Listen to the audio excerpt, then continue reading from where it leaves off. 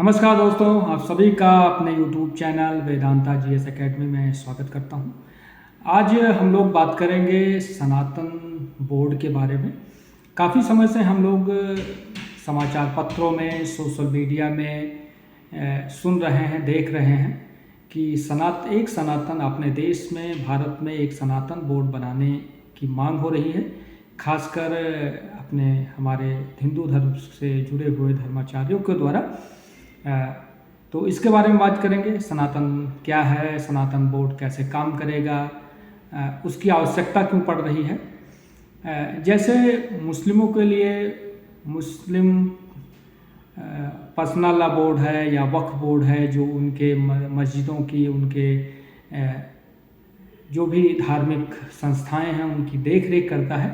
उसी तरह भारत में, क्योंकि भारत में हिंदू बहुल है देश है, यहाँ हिंदुओं की संख्या अधिकतर में है, तो वहाँ पे उनकी कोई अपनी एक ऐसी संस्था नहीं है जो उनकी संस्कृत की, उनके आचारों विचारों की, उनके धर्म से संबंधित जो फैसले ले सके।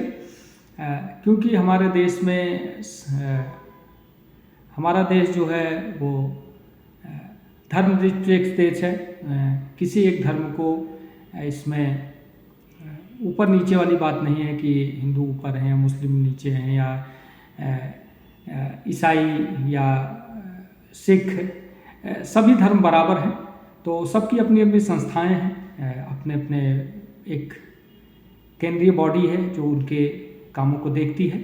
उसी को ध्यान में रखते हुए हिंदू धर्म से जुड़े हुए काफ़ी सारे संत महात्मा और बुद्धिजीवी सनातन बोर्ड की मांग कर रहे हैं। सनातन क्या है? सनातन एक वैदिक परंपरा है जो हिंदू अपनी पूजा पद्धति, अपना रहन सहन, अपनी जो भी हिंदुओं से संबंधित जो क्रियाकलाप हैं वो सारे सनातन परंपरा से आता है। सनातन पुरातन है और सतयुग, द्वापर, त्रेता, आज कलयुग, सभी समय से सनातन है। जब से भारत है तब से सनातन है। तो सनातन की वैदिक परंपरा, हिंदू पूजा पद्धति को संगठित करने और उसकी देखरेख करने के लिए एक सनातन बोर्ड की आवश्यकता है। सनातन बोर्ड की मांग इसलिए भी ज़्यादा हो रही है क्योंकि आए दिन हिंदू धर्म से संबंधित कोई भी कुछ भी उठ के हमारे देवताओं, देवी देवताओं के बारे में कुछ अनर्गल बयानबाजी करने लगता है, कुछ भी बोल देता है। उसके अलावा हमारे जो मंदिर हैं, प्रमुख मंदिर हैं, उस पर सरकारों का कब्जा है। उसकी जो प्रॉपर्टी है उसको सरकार अपने हिसाब से उसको यूज कर रही है, और जो वहाँ पे पैसा आता है, जो अर्थ आता है, उसको सरकारें अपने हिसाब से उसको दूसरे कार्यों में लगाती है। तो इस तरह जो है सनातन बोर्ड की मांग के माध्यम से हिंदू लोगों का मानना है, हिंदुओं का मानना है कि वो जो पैसा, जो चीज़ें हमारे मंदिरों में चढ़ावे के रूप में आ रही हैं, वो हिंदुओं के भलाई के लिए काम हो, उनकी शिक्षा के लिए, उनके लिए गुरुकुल बनाए जाएं, अस्पताल बनाए जाएं, या फिर जो छोटे छोटे मंदिर हैं जिनकी सही से देखभाल नहीं हो पा रही है, उनके लिए काम किया जाए। तो इसलिए सनातन बोर्ड बनाने की बात हो रही है। उसके अलावा जैसे लव जिहाद है, धर्मांतरण है, मंदिरों का प्रबंधन है, पुजारियों को वेतन है, जनसंख्या नियंत्रण है, धर्म परिवर्तन पर रोक, गरीब हिंदुओं की को मदद, ये सब बातें भी सनातन बोर्ड में शामिल करने के लिए कोशिश की जा रही है। तो अभी 27 जनवरी को हमारे कुंभ, प्रयागराज में कुंभ लगा है।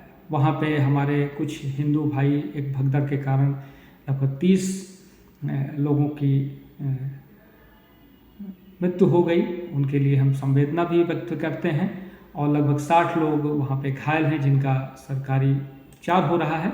सरकार की तरफ से उनको 25 लाख रुपए का मुआवजा भी घोषित किया गया है। पैसे से किसी की जान को नहीं तोला जा सकता, लेकिन एक तरह से अनुग्रह राशि के तौर पर लोगों को दी जाएगी जिनके घर के लोग इस आपदा में खो गए हैं।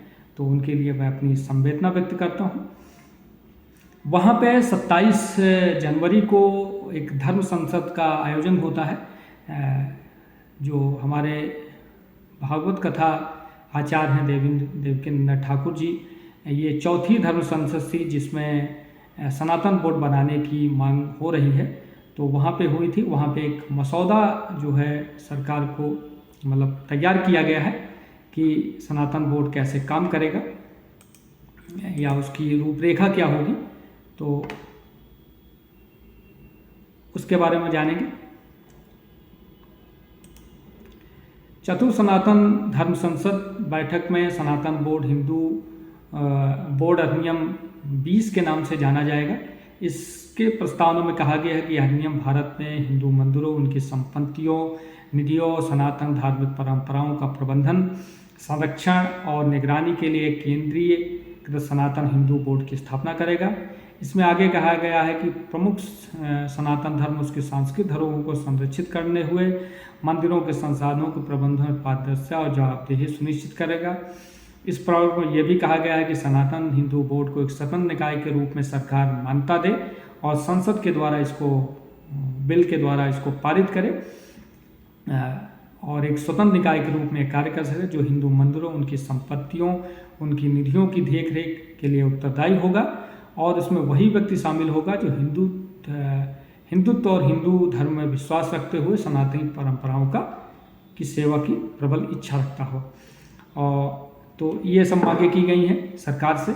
उसके अलावा इस बोर्ड में जो ड्राफ्ट तैयार किया गया है उसमें चारों जगत गुरु शंकराचार्य, जो हमारे चारों पीठाधीश्वर हैं, शंकराचार्य हैं, इनकी देख में एक राष्ट्रीय केंद्रीकृत सनातन बोर्ड का गठन किया जाएगा। सनातन बोर्ड स्वतंत्र इकाई के रूप में काम करेगी।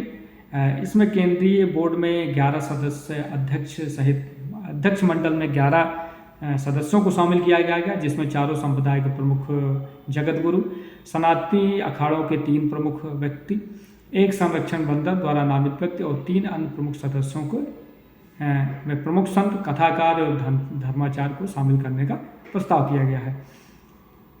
सनातन का मतलब है जो हिंदू, सिख, जैन, बौद्ध, इन सभी को मिलाकर एक सनातन बोर्ड का गठन किया जाए। इसी तरह सनातन बोर्ड में संचालक के लिए सहयोगी मंडल को, सलाहकार मंडल को भी शामिल करने की योजना है। सहयोग मंडल की भूमिका हिंदुओं के लिए कार्य करने वाले संगठन के प्रतिनिधि, प्रमुख मंदिर, गौशाला से जुड़े व्यक्ति, गुरुकुल शिक्षा पद से जुड़े हुए व्यक्ति समेत कई अन्य लोगों को बोर्ड में शामिल करने का सुझाव दिया गया है। तो एक सलाहकार मंडल होगा। उसके अलावा इसी सलाहकार मंडल में रिटायर्ड सनातनी जज और वकील और उच्च पदों पे रिटायर्ड हुए प्रशासनिक अधिकारियों, मीडिया और सीनियर शिक्षाविदों समेत सामाजिक और धार्मिक कार्यों से जुड़े हुए सनातनी लोगों को शामिल करने का प्रस्ताव किया गया है। इसके बाद इसमें एक और प्रमुख मांग की गई है, प्रसाद वितरण पर बोर्ड का नियंत्रण हो। सनातन बोर्ड के गठन के बाद मंदिर प्रशासन सिर्फ हिंदू धर्मावलंबियों को ही कार्य करने की अनुमति होगी। और इसमें बताया गया है कि इसे ऐसा कार्य करने हिंदू संस्कृति और सनातन परंपराओं की रक्षा हो सकेगी। तिरुपति जैसी घटनाओं को दोबारा न हो, इसके लिए मंदिर प्रवेश नियमों और प्रसाद प्रबंधन की देखरेख के भी बोर्ड के जरिए ही की जाएगी। पिछले दिनों हमने देखा है कि तिरुपति बालाजी मंदिर में प्रसाद में मिलावट को लेकर काफ़ी हो हल्ला हुआ, जिसमें नकली घी का उपयोग हो रहा था और इससे करोड़ों हिंदुओं की आस्था को चोट पहुंची। तो ऐसे काम ना हो, तो इसका भी ध्यान रखा जाए। विशेष समिति करेगी निधि की देखभाल। जैसे सनातन बोर्ड अगर गठन हो गया तो जो भी मंदिरों में जो भी पैसा आता है, जो भी धन आता है, उसका केंद्र और राज्य के स्तर पर उसके संचालन के लिए एक विशेष योजना तैयार की जाएगी और इसके तहत संरक्षण मंडल की सहमत से अध्यक्ष मंडल देश के अलग अलग राज्यों में सनातन बोर्ड की राज्य स्तरीय समिति का गठन करेंगे। अलग एक केंद्रीय सनातन बोर्ड होगा, एक फिर राज्य स्तरीय सनातन बोर्ड होगा और उसके बाद फिर हर जिले में भी एक ऐसा मंडल या एक ऐसा संगठन तैयार किया जाएगा जो उस जिले के प्रमुख मंदिरों, हिंदू धर्म से जुड़े हुए मंदिरों और मठ मंदिरों को देखभाल करेगा। तो इससे क्या होगा कि इस निधि का इस्तेमाल छोटे गुरुकुलों को, गौशालाओं के, छोटे मंदिरों को, बड़े मंदिरों में, अस्पताल के संचालन और आर्थिक रूप से कमजोर सनातनी परिवारों की आर्थिक सहायता भी की जा सके।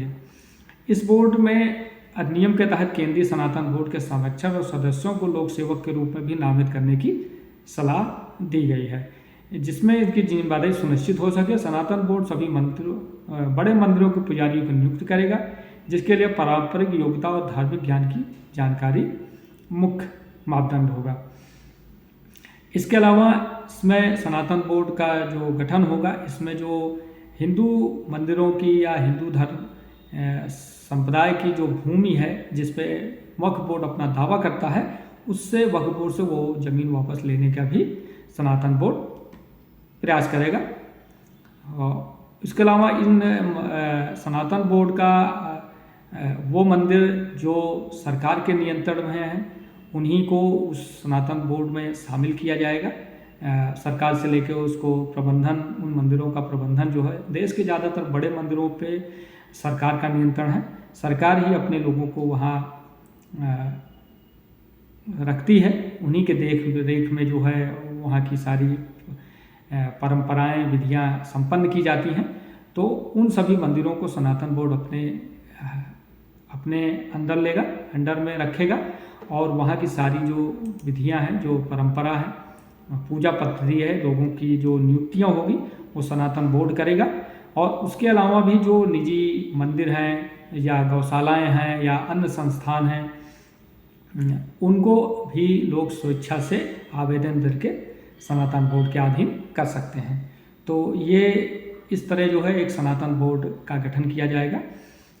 सनातन बोर्ड का मुख्य उद्देश्य है कि जो सरकारी संरक्षण में मंदिर हैं उनको सरकारी संरक्षण से मुक्त करा के उसको सनातन बोर्ड के अधीन लाया जाए।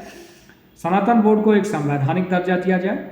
इसमें 11 सदस्यों की एक कमेटी बनाई जाए जो पूरे देश के सनातन और हिंदू धर्म से जुड़े हुए सभी मंदिरों की देखरेख करे, उसके जो खर्चे हैं उसका सही से वितरण हो। उसके अलावा जो छोटे छोटे मंदिर हैं, कई सारे ऐसे मंदिर हैं जो कई सालों से बंद पड़े हैं, उनको फिर से खोला जाए, वहाँ पे पुजारियों की नियुक्ति की जाए, उन मंदिरों को सहायता दी जाए। जैसे पिछले दिनों हमने देखा कि संभल में कई सारे ऐसे मंदिर मिले जो कई दशकों से बंद हैं, क्योंकि वहाँ हिंदुओं का आबादी धीरे धीरे घटती गई। और ऐसा देश के कई सारे राज्यों या कई सारे जगहों पे ऐसा हो रहा है, जहाँ पे भी मुस्लिम लोगों की तादाद बढ़ जाती है, वहाँ से हिंदू धीरे धीरे पलायन कर जाते हैं या अपनी प्रॉपर्टी बेच के निकल जाते हैं। तो वहाँ जो मंदिर होते हैं या तो वो बंद हो जाते हैं या फिर उन पे लोग अवैध रूप से कब्जा कर लेते हैं। तो सनातन बोर्ड इसका भी ध्यान रखेगा कि ऐसे मंदिरों को, ऐसे मठों को अपने कब्जे में लेकर वहाँ पुजारियों की नियुक्ति की जाए, वहाँ के प्रसाद की व्यवस्था की जाए। उन मंदिरों का जो मंदिर जीर्ण शीर्ण अवस्था में हो गए हैं उनकी देख रेख हो, उनका जीर्णोद्धार हो, तो ये सब भी काम करेगा। उसके अलावा देश के अंदर सभी मंदिरों के जो पुजारी हैं, जो बड़े मंदिर हैं, वहाँ तो एक सिस्टम है कि सभी पुजारियों को वेतन दिया जाता है, उनको आर्थिक सहायता दी जाती है। लेकिन जो छोटे मंदिर हैं, जिन मंदिरों में उतनी चढ़ावा नहीं आता या उनकी आर्थिक स्थिति नहीं सही है, ऐसे मंदिरों को भी सनातन बोर्ड के अंदर रख के उनको आर्थिक सहायता के द्वारा उनके पुजारियों को एक वेतनमान भी दिया जाए। वहाँ पे सुचारू रूप से पूजा पाठ हो, प्रसाद का वितरण हो, इसका भी ध्यान रखा जाए। जो बड़े मंदिरों से जो पैसा आता है उसको जो है हिंदू धर्म या हिंदू मंदिरों के ऊपर खर्चा किया है।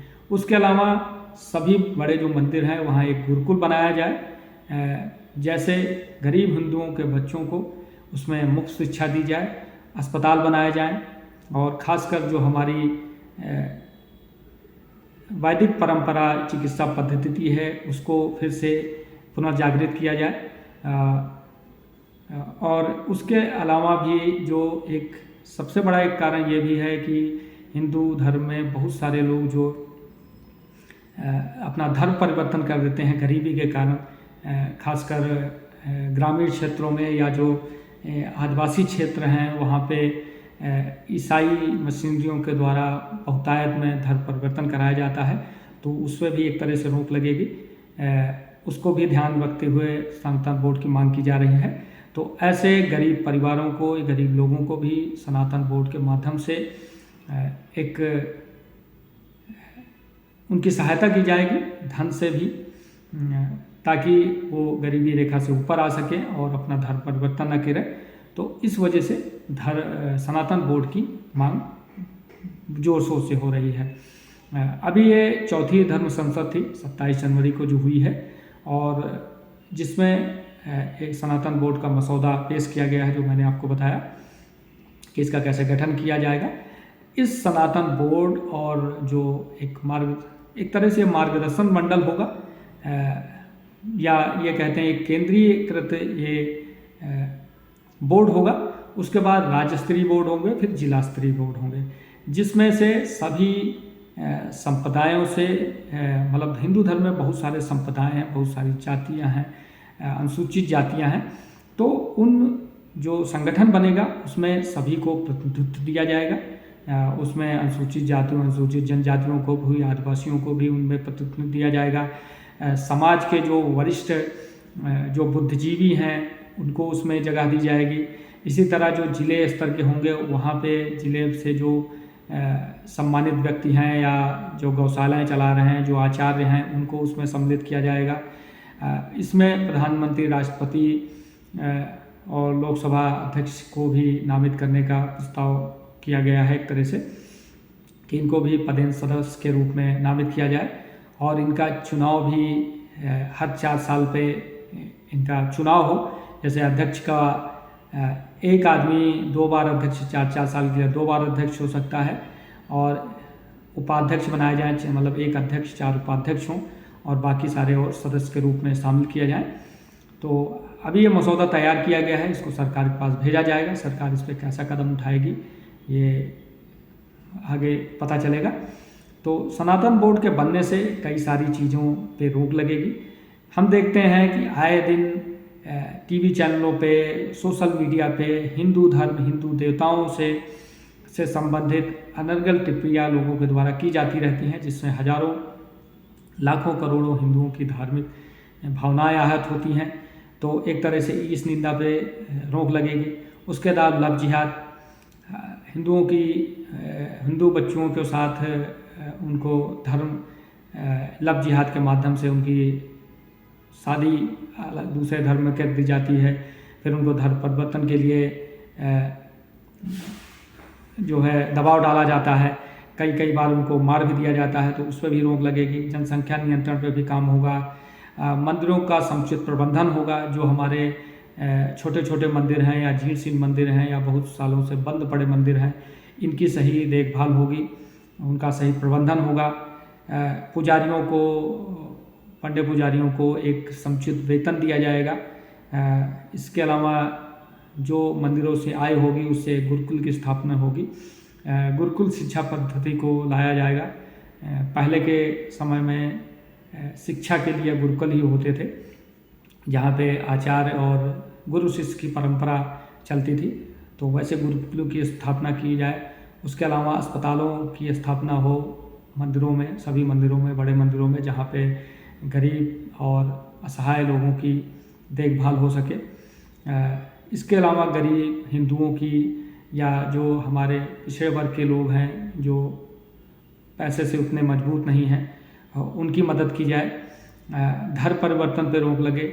जो लालच में या भय से या किसी वजह से धर्म परिवर्तन कर लेते हैं हिंदू, उन पे एक तरह से रोक लगेगी। तो ये सब सारी बातें जो है हिंदू सनातन बोर्ड के गठन से ये सब, इन सब पे रोक लगेगी और हिंदुओं को संगठित भी किया जा सकेगा। क्योंकि हमारे हिंदू समाज में बहुत सारी जातियां हैं, बहुत सारे संप्रदाय हैं, पंथ हैं, और प्रमुख रूप से हिंदू, सिख, जैन, बौद्ध, ये तो 4 ऐसे वो है ही हैं जो अलग अलग, लेकिन सब सनातन परंपराओं को मानने वाले हैं। तो इनके अलावा ही बहुत सारे पंथ और जातियां हैं जिनको भी संगठित करने में और देश की एकता अखंडता को अक्षुण्ण रखने में मदद मिलेगी। तो आगे देखने वाली बात होगी कि इस सनातन बोर्ड का गठन कैसे होगा, सरकार इस पर क्या कदम उठाती है। क्योंकि जैसे अभी वक्फ बोर्ड पे सरकार ने बिल लाया है, उसमें 14 संशोधन संयुक्त संसदीय जांच समिति ने अपने 14 संशोधनों के साथ अपनी रिपोर्ट जो है लोकसभा अध्यक्ष को सौंप दी है। उस पर कानून बनेगा और जो वक्फ बोर्ड की मनमानी है या वक्फ बोर्ड के अंदर पारदर्शिता नहीं है, उसमें महिलाओं को कोई अधिकार नहीं है, अधिकारों की कोई भागीदारी नहीं है, 50% से ज़्यादा मुस्लिमों को उसमें कोई भागीदारी नहीं है, उस सबको सुनिश्चित करेगी सरकार। तो उसी तरह सनातन बोर्ड के गठन से भी हिंदुओं को संगठित करने, मंदिरों का संरक्षण करने, मंदिरों की देखभाल करने, इसके अलावा गुरुकुल, अस्पताल, हिंदुओं की मदद, धर्म परिवर्तन, जनसंख्या नियंत्रण, जबरदस्त जिहाद, इन सब पे एक तरह से रोक लगाने में मदद मिलेगी। तो आज के लिए इतना ही। मुझे लगता है कि आप लोगों को सनातन बोर्ड या के बारे में जानकारी उपलब्ध होगी। आगे कुछ अपडेट होगी तो उसको बताएंगे। ये मेरा यूट्यूब चैनल है वेदांता GS अकेडमी। आप लोग इसको ज़्यादा से ज़्यादा लाइक करें, सब्सक्राइब करें, शेयर करें, ताकि ये और लोगों तक पहुँचे और मेरे चैनल को थोड़ा सा ग्रोथ भी मिलेगा। तो आज के लिए इतना ही। धन्यवाद। जय हिंद।